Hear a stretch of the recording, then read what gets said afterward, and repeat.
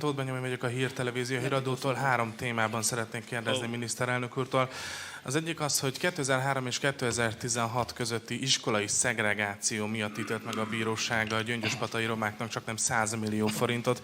Mi erről a véleménye, illetve tud esetleg az állam, illetve a magyar kormány segítséget nyújtani a Heves megyei településnek? Egy másik települést is érintenék, ez pedig Győr lenne. Ugye győri gyerekgyilkossággal kapcsolatban ön szerint hibázott a bíróság, amikor meghozta azt az ítéletet, illetve egy harmadik témát is érintenék, ez pedig Gréci Zsolt ügye, hogy mi a véleménye Gréci Zsolt botrányáról.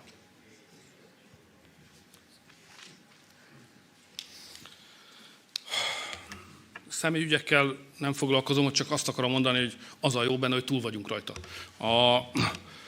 A gyöngyöspatai ügyben pedig egy általános megközelítésben azt kell mondanom, hogy szerintem nagyon fontos, hogy túl azon, hogy mi a jogi helyzet, meg a gazdasági helyzet, meg a politikai észszerűség, az nagyon fontos, hogy minél kevesebb olyan ügy legyen a közéletben, amely sérti az emberek igazságérzetét. Ilyenek mindig vannak, csak nem mindegy, hogy hány van abból, és milyen mértékig sértik az ember. Szerintem most 2 olyan ügy van, ahol úgy látom, hogy az emberek igazságérzete az sebet kapott. Az egyik ez a gyöngyöspatai ügy. Szóval én nem vagyok gyöngyöspatai, de hát azért, ha ott élnék, mégiscsak megkérdezném, hogy az hogyan van? Hogy egyébként valamilyen okból a velem egy közösségben, egy faluban élő etnikai meghatározó népcsoport tagjai egy nagy jelentőségű összeget fognak kapni mindenfajta munkavégzés nélkül. Miközben én meg itt kecsölök egész nap.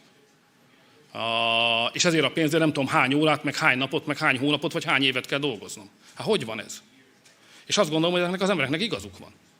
Tehát az egész ügy, ez nincsen jól. Maga a konkrét ügy is mélyen igazságtalan, és nincs rendesen végiggondolva, kibeszélve, megvívva, mert belesüllyedt az egész a pártpolitikai vitáknak a mocsarába, hogy egyáltalán mi minősül szegregációnak ebben az országban.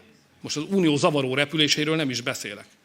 Azért, hogy a felzárkóztatásnak milyen formája a felzárkóztatás, és mi az, ami szegregáció.